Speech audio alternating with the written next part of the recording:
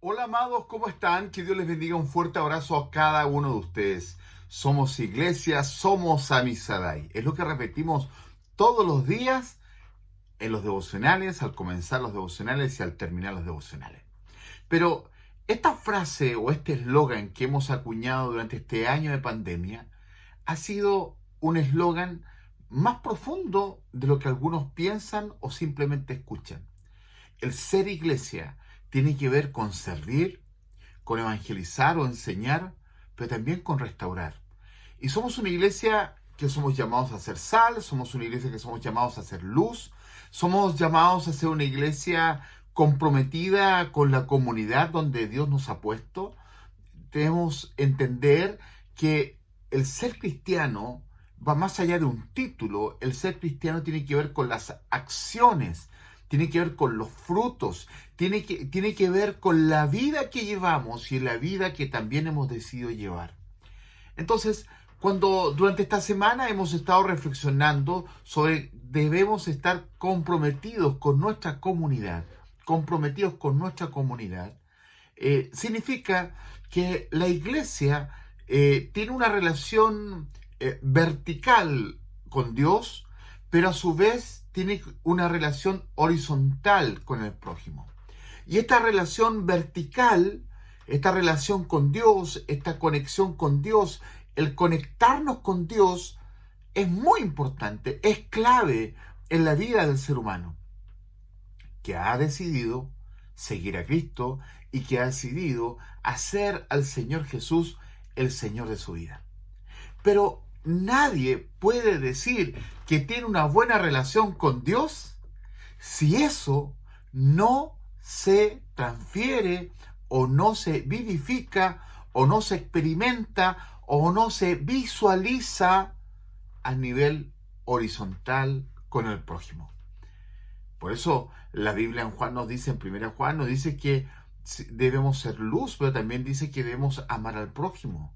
Si no amamos al prójimo, a cual vemos, ¿cómo podemos amar a Dios que no vemos?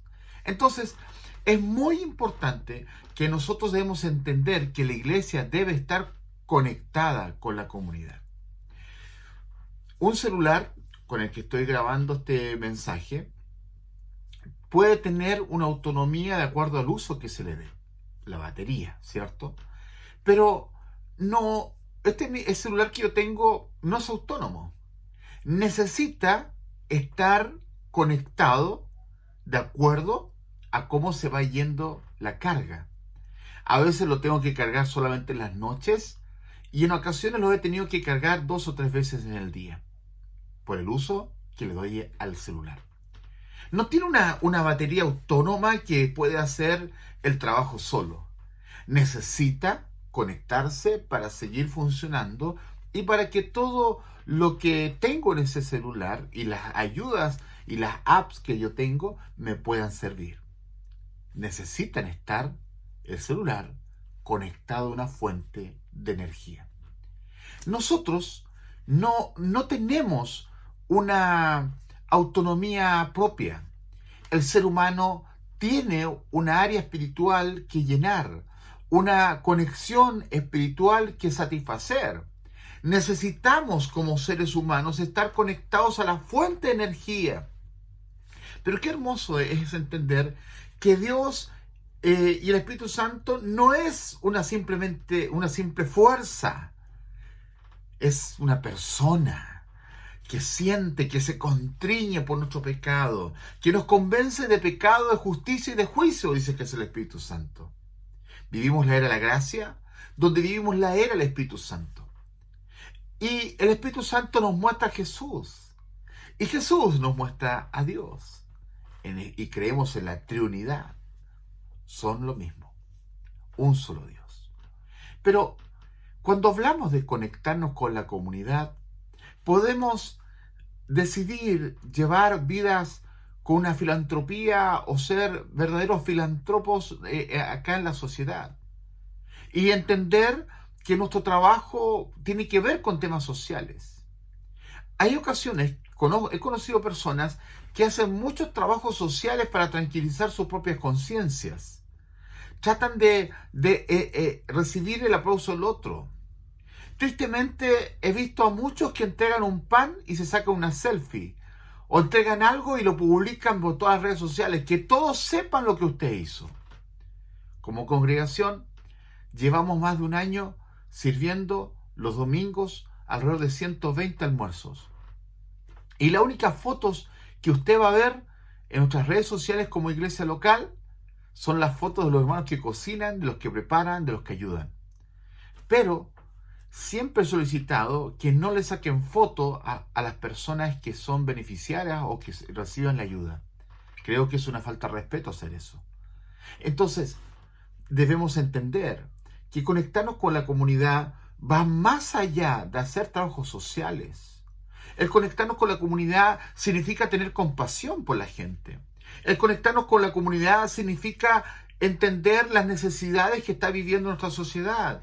Los altos índices de cesantía, los altos índices de violencia intrafamiliar, los altos índices de contagio de SIDA. ¿Cuántas personas están viviendo el problema de las enfermedades venéreas producto de vidas desordenadas? ¿Cómo esto afecta a la familia? ¿Cómo la familia se ha ido de una manera quebrando producto de esta vida sensual y hedonista que busca el placer en todo lo que hace? Vivimos una sociedad que todos piden cambios y lo hacen destruyendo. Y algunos justifican la violencia y justifican que destruyan y que ensucien y que dañen el entorno donde vivimos. Pareciera ser que hoy día muchos cristianos quieren vivir los valores del reino, pero están dispuestos a votar en las urnas por aquellos que están en contra de esos mismos valores que creen y dicen, predican, enseñan y oran y cantan. Debemos entender que en este tiempo el estar comunicados con la comunidad, conectados con la comunidad, va más allá de luchar por los derechos, sino que debemos entender que una iglesia que es pertinente, una iglesia que es activa, es una iglesia que sobre todas las cosas entiende sus deberes. El deber de cuidar la comunidad donde vivimos, el deber de amar al prójimo, el deber de cuidar la creación de Dios. Muchas veces no hablamos de esto, no hablamos de la conciencia social, pero que afecta también a la conciencia de la naturaleza, de aquello que vivimos. El mar está contaminado, los ríos contaminados, los cerros contaminados. No enseñamos a nuestros niños a botar los papeles en el basurero o guardarlos en una bolsa, sino que lo tiran en cualquier lado. La iglesia debe comenzar a enseñar desde el principio. El amor al prójimo parte de no hacer daño al prójimo, de no matar los sueños del prójimo, de comenzar a caminar una milla más y también en ocasiones a poner la otra mejilla. ¿Nos cuesta? Sí, nos cuesta mucho. Pero en este tema tan importante de conectados con la comunidad, tiene que ver que la iglesia es sal y luz, pero a veces no alumbramos porque estamos escondidos en nuestros templos. No salamos, no sazonamos porque nuestra sal a veces va perdiendo el sabor. Es por ello que es muy importante que la iglesia despierte frente a eso. Y en el devocional del día jueves compartía un pasaje conocido de una de las sanidades que habla Marcos. Pero este pasaje que está en el capítulo 8, verso 22 del libro Marcos, tiene un contexto. Y el capítulo 8 parte hablando que Jesús alimenta a los 4,000. En otros pasajes, en otros evangelios, habla de la alimentación de los 5,000, pero solamente Mateo y Marco hace alusión a este milagro de la alimentación de los 4,000 y donde habla de 7 panes y habla de peces. Entonces, en otros pasajes habla de 5,000 que fueron alimentados. Ahora, debemos entender este contexto y fíjese que me gusta mucho cómo lo expresa la versión Nueva Traducción Viviente. Dice, capítulo 8 del libro de Marcos: en esos días se reunió otra gran multitud y de nuevo la gente quedó sin alimentos. Jesús llamó a sus discípulos y les dijo, mire qué interesante. Jesús podía alimentar a los 4.000 en esta ocasión simplemente haciéndolo, sin preguntarle a sus discípulos. Y esto es hermoso porque Jesús siempre nos hace parte de la solución y no nos llama a ser un problema más, sino nos llama a ser parte de la solución. Nos llama a involucrarnos. Jesús tiene el milagro, el poder de hacer el milagro como Él quiere y donde quiere y como quiere. Pero Él comparte la necesidad de la gente también con su iglesia. En este caso fue con sus discípulos. Dice, verso 2. Jesús llamó a sus discípulos y les dijo, siento compasión por ellos. En Mateo habla de compasión por las almas, pero en Marcos habla que tiene compasión por sus necesidades físicas, sus necesidades básicas de alimentación. Dice, siento compasión por ellos. Han estado aquí conmigo durante 3 días y no les queda nada para comer. Si los envío a sus casas con hambre, se desmayarán en el camino porque algunos han venido desde muy lejos. Y voy a hacer un alto acá. Primero, Jesús llama a sus discípulos, ¿cierto? Y les dice lo que está pasando. Era evidente que los discípulos eran testigos de lo que estaban viviendo durante esos 3 días. Sabían la multitud de personas que los seguían, sabían la cantidad de necesidades que existían y seguramente escuchaban algunos reclamos o quejas o necesidades de las personas que estaban allí escuchando a Jesús. Pero a veces estamos tan inmersos en los problemas de la gente que no vemos lo que Jesús ve. Y una de las oraciones que me gusta hacer siempre es que Dios me permita ver donde otros no ven. Y cuando he orado por algunas autoridades o he orado por algunos hermanos o hermanas que tienen una función de liderazgo que cumplir, mi oración es la misma. Señor, permíteles que vean donde otros no ven. Ver como Jesús viera. Ver con los ojos de compasión que Jesús ve. A veces nosotros no vemos como Jesús quiere que veamos. Estamos inmersos en la necesidad, vemos el sufrimiento de la gente, pero perdemos esa empatía, perdemos esa sensibilidad. Y una de las cosas que ha perdido las iglesias, y hago en forma plural, es la compasión, es la sensibilidad. Hemos estado tan preocupados estos años de las luces que nos hemos olvidado que el que aquí brilla es Dios y no nosotros.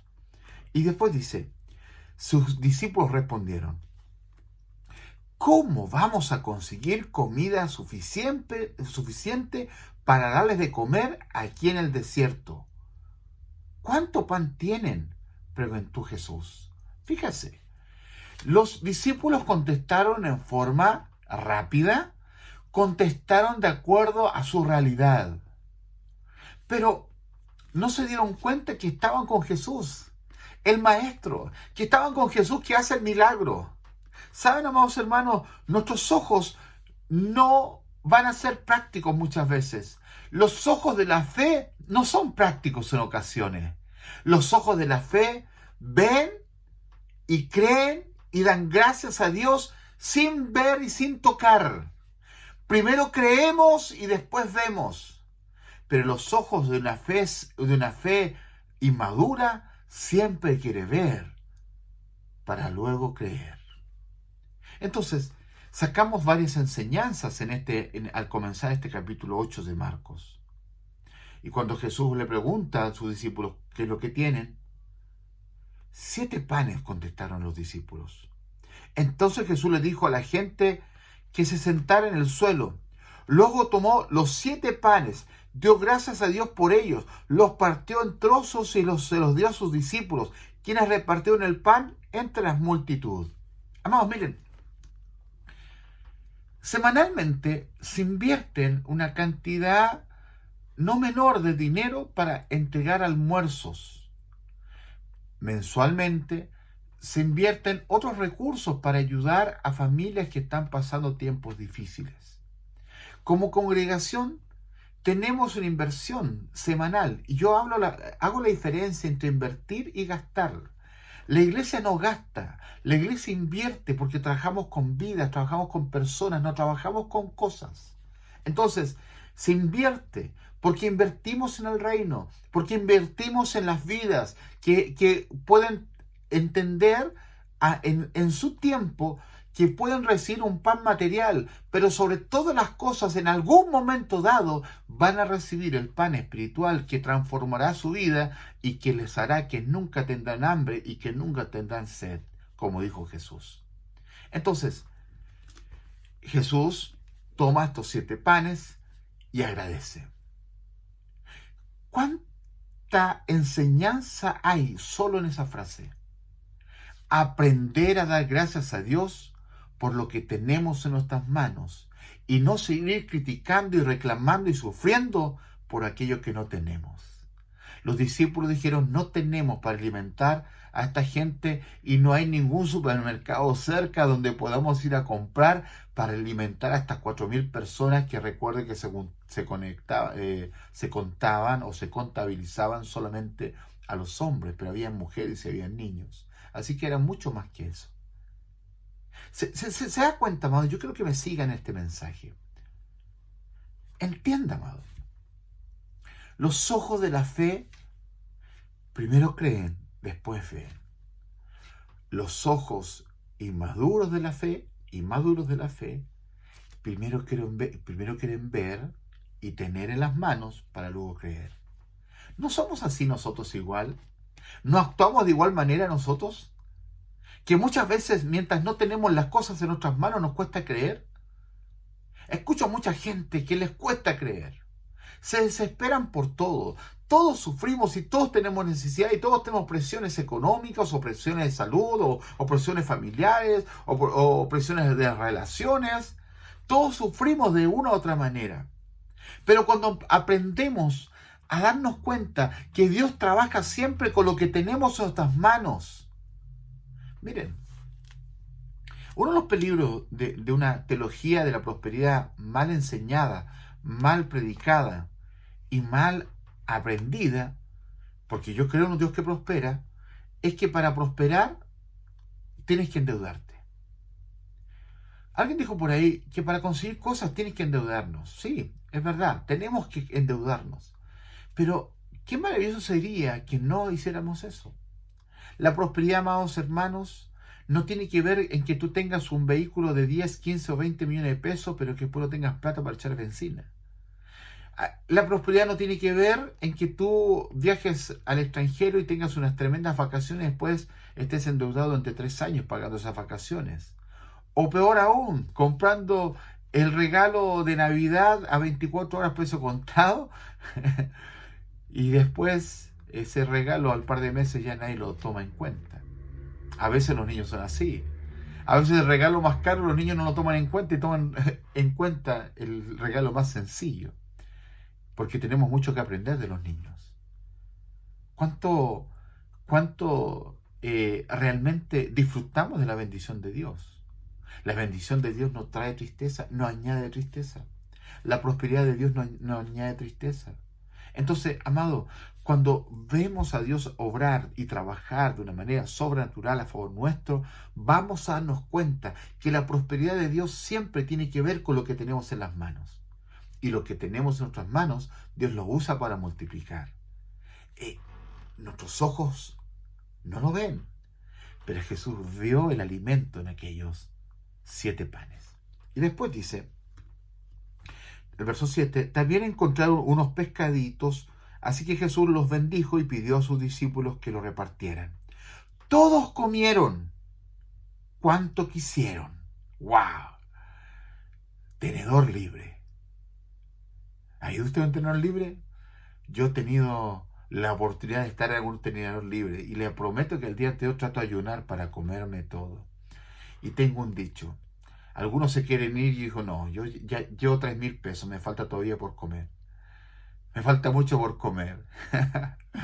Amados, tenedor libre, cada cual comió lo que quiso.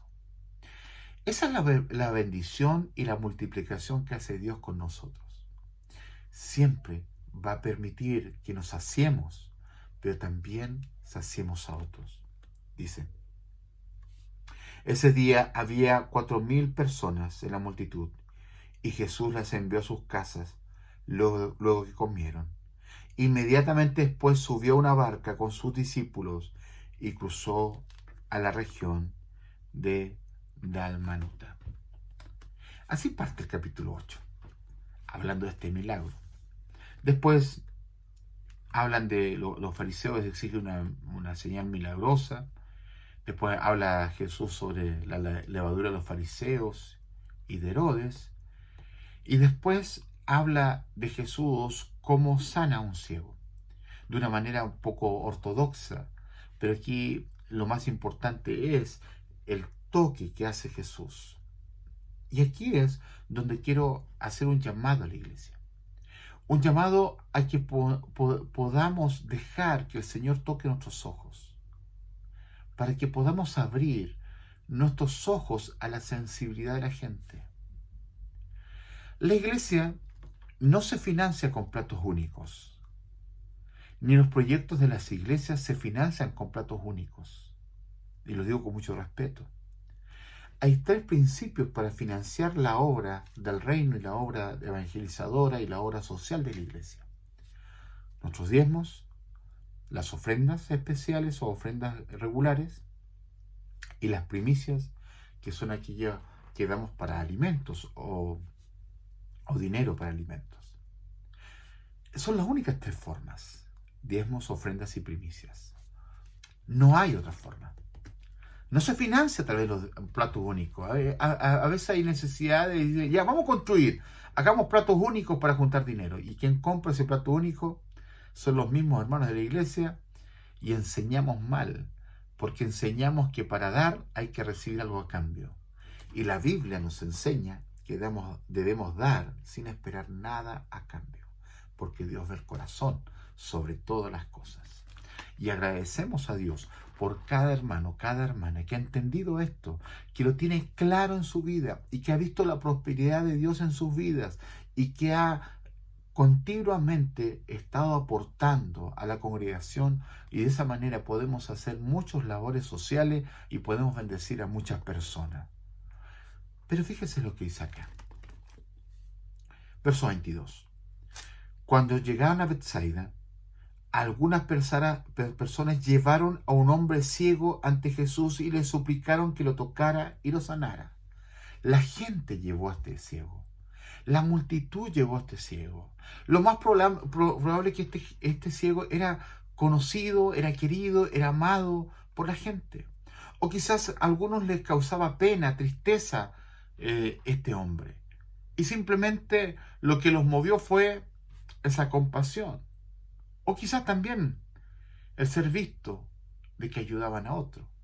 No sé, cada uno ve cómo actúa. Y dice, verso 23, Jesús tomó al ciego de la mano y lo llevó fuera de la aldea. ¿Por qué Jesús lo llevó fuera de la aldea? Quizás para alejarlo de la multitud y para alejarlo de aquellos que querían chusmear, de que querían, la familia Miranda que quería sapear. Y los sacó fuera. Dijo, voy a sacarlo de las fotos, de las selfies, de los Instagram, del Facebook. Voy a sacarlo de las redes sociales. No quiero que se viralice la foto de lo que voy a hacer con este ciego. Un Jesús más moderno. Lo sacó fuera de la aldea. Y cuando lo saca fuera de la aldea, le dice de la siguiente manera. Hace un acto poco ortodoxo. Lo escupió en los ojos al hombre, puso sus manos sobre él y le preguntó, ¿puedes ver algo ahora? No sabemos por qué Jesús escupió, pero uno de los comentaristas o varios comentaristas plantean que Jesús escupió y luego tocó, como el ciego no lo podía ver, era evidente que no lo podía ver, pero sí quería que lo sintiera, que sintiera el toque especial, que sintiera que no estaba solo y que había alguien que se preocupaba por él. Y dice, ¿puedes ver algo ahora? El hombre miró a su alrededor y dijo, sí, veo algunas personas, quizás eran discípulos, quizás eran algunos que le habían acompañado, pero no puedo verlas con claridad. Parecen árboles que caminan. Amada iglesia, yo quiero hacer un llamado a que dejemos que el Señor toque nuestros ojos. Y la pregunta es, ¿qué es lo que estamos viendo como iglesia en nuestra comunidad? Vemos, como pastor, veo tristemente cómo las redes sociales se han tornado verdaderas guerras políticas para denigrar a otros, descalificar a otros y exaltar a otros. Cómo muchos cristianos han usado las redes sociales para referirse de mal manera a otras personas, para chistes con doble sentido. Han usado las redes sociales para cosas que no dignifican y no honran el nombre de Dios. ¿Cómo vemos la sociedad que vivimos? Yo veo una sociedad que está polarizada, una sociedad que está amargada, que está enrabiada, y le pueden echar culpa a muchas injusticias. Sí, es verdad, hay muchas injusticias en nuestro país. Pero aprenda a dar gracias a Dios también por las cosas hermosas que tenemos como país. Lo que hizo Jesús cuando tomó los 7 panes para alimentar a los 4.000, dio gracias y luego los partió.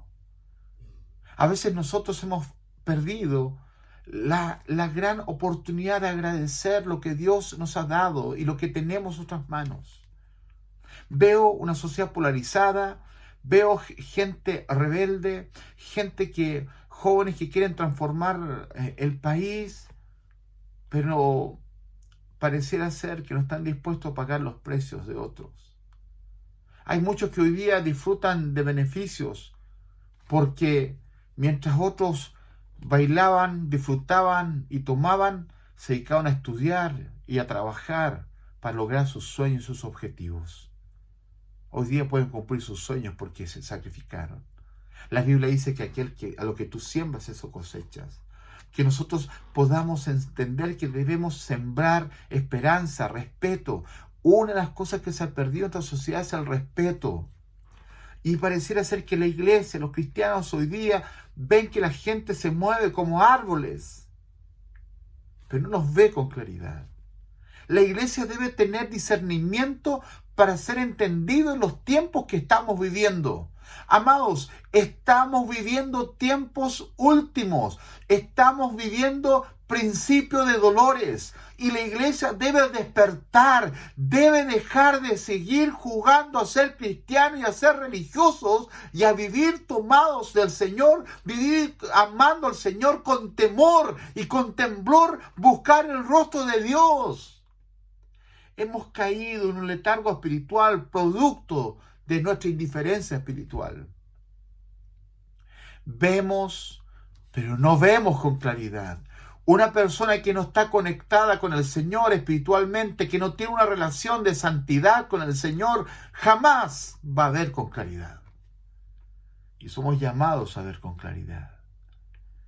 Después, entonces Jesús puso nuevamente sus manos sobre los ojos del hombre y fueron abiertos.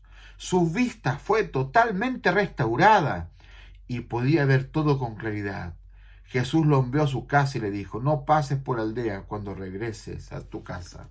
Y pareciera ser que de los consejos que Jesús le dijo a varios que sonó, sí le obedeció. El segundo toque de Jesús permitió que viera con claridad. Quizás Jesús está tocado en muchas áreas, pero quizás necesitamos el segundo toque de Jesús para aprender a ver con claridad, para aprender a tener necesidad con el otro. ¿Saben? Mi experiencia pastoral es que en ocasiones los que más tienen recursos o los que más económicamente reciben son los que menos dan.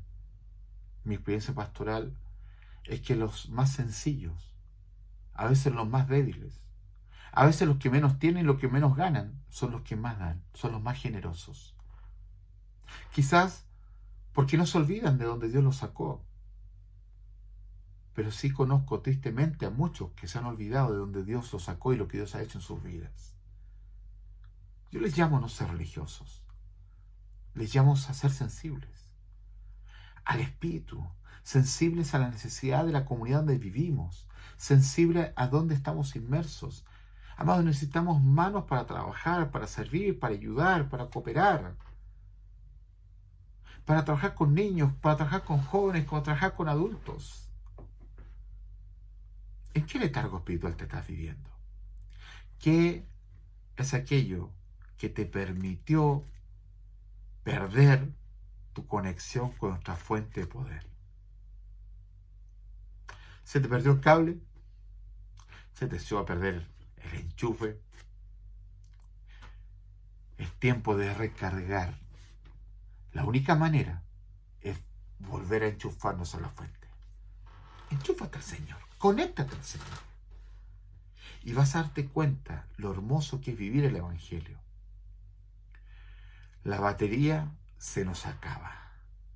Con nuestras propias fuerzas y nuestras propias intenciones se nos acaban. Pero necesitamos conectarnos a la fuente, porque nuestras fuerzas, tarde o temprano, se agotan. ¿O no es el testimonio de Moisés? ¿Recuerda a Moisés? Dice que cuando Moisés levantaba sus manos, prevalecía Israel, mas cuando él las bajaba, prevalecía Amalek. Y dice, y las manos de Moisés se cansaban, dice la Reina Valera 60. Las manos de Moisés se cansaban. Hablaba cara a cara con Dios, un siervo de Dios, un preparado, un estadista, un hombre de carácter, pero se cansaba. Y Dios puso a Aarón y a Hur, los sentados en una roca. Aarón levantó la mano de un lado y Hur del otro, hasta que hubo sus manos firmes. Y fue grande la victoria de los israelitas sobre los amalecitas, que eran los enemigos número 1 de los israelitas. Amados, la roca es Jesús para nosotros. Pero siempre en la vida vamos a necesitar de un Aarón y un Hur. En los tiempos difíciles que me ha tocado vivir en la vida, Dios siempre ha levantado a un Aarón y a un Hur. Y estos han ayudado a levantar mis brazos hasta que esté en firmeza. Han llorado conmigo, han reído conmigo, me han escuchado, me han aconsejado, me han retado, me han bendecido. No se puede vivir la fe aislada. No se puede vivir una fe que tú dices estar bien con Dios, pero no te congregas, no te conectas con la comunidad, ni te conectas con tu comunidad de fe. No te conectas con el Señor y tú crees que vives una fe espectacular porque oras en las noches antes de dormir y das gracias a Dios por los alimentos. Pero la Biblia habla de frutos dignos de arrepentimiento por un lado, pero también la Biblia habla de frutos, de desarrollar tus dones, desarrollar tus talentos, desarrollar lo que Dios te ha dado. Amado, ¿no será que necesitamos que Jesús escupa nuestros ojos para que despertemos? Y ese toque del Señor nos permita ver. O quizás necesitamos ese segundo toque para ver con claridad. Yo te invito en el nombre de Jesús a que entendamos que la sociedad está trayendo de la mano a los cristianos a Jesús. Mira lo que estoy diciendo. La necesidad de la sociedad está trayendo de la mano a los cristianos a Jesús. Para que Jesús abra nuestros ojos y aprendamos a ver realmente lo que hay en nuestra sociedad. Amados, conéctate con el Señor. Conéctate con tu comunidad de fe. Conéctate con la comunidad donde tú vives. Sé sal y sé luz. Sé un hombre y una mujer de fe. Un hombre y una mujer que entiendan que el Evangelio no es para vivirlo en forma aislada. El Evangelio se vive en comunidad de fe y en cada día buscando al Señor. Quizás ¿Hay alguna situación que te ha desconectado de tu iglesia? ¿Que te ha desconectado quizás de la fe? ¿Te has enfriado espiritualmente? ¿Qué tal si llamas a alguien en esta hora y le dices, Señor, por favor, oren por mí, necesito volver, necesito reencontrarme con el Señor, necesito reconciliarme con Dios y con la iglesia? Quizás usted quiere entregar su vida a Jesús. Hoy es el día de entregar su vida a Jesús y confesar a Jesús como el Señor y Salvador de su vida. Como iglesia debemos conectarnos y no ser insensibles, sino sensibles a la necesidad de la gente. Un corazón que está conectado verticalmente con Dios siempre se va a manifestar en una relación y una conexión horizontal con la comunidad de fe y la comunidad en que vivimos. Padre, gracias por tu fidelidad y por tu amor. Ayúdanos, Señor, a perder esa insensibilidad y a ser más sensibles a tu voz y a la necesidad de la gente. Aquí estamos, Señor, nos refugiamos en ti, esperamos en ti y confiamos en ti, porque creemos firmemente que lejos de ti nada podemos hacer. Ayúdanos, Señor. Necesitamos el toque de tu poder y tu presencia, cada día y todos los días. Ayúdanos, Señor, y bendecimos a aquellos que están pasando tiempos difíciles. Pedimos misericordia, pedimos tu sanidad, esa sanidad que es transversal y que afecta a todas las áreas de la vida del ser humano. Gracias, Jesús. En el nombre del Padre, del Hijo y del Espíritu Santo oramos. Amén. Que Dios les bendiga. Un fuerte abrazo a cada uno de ustedes. Que tengan una semana en victoria. Un fuerte abrazo, paz de Dios, fortaleza de Dios para su vida. Bendiciones.